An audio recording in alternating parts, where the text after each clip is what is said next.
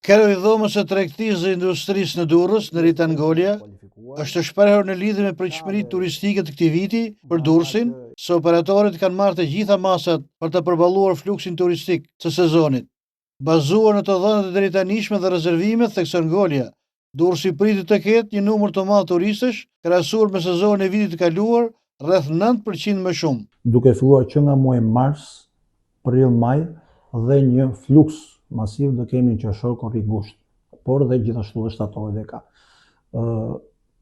Ne, sipas statistikave dhe prenotimeve që janë në hoteleritë e gjithë zonës të bregut të Durrësit, pretendohet të ketë një rritje 7 deri në 9% nga viti 2025. Dhe kjo unë mendoj që është fal rezultatit dhe shërbimit nga viti 2025, që do të thotë Durrësi ka treguar një modesti në shërbim, por edhe jo në abuzim. Abuzim në sensin që i ka shërbyer me çmimet, me korreksi, me çdo lloj mënyre që në të vërtetë i takon një klienti.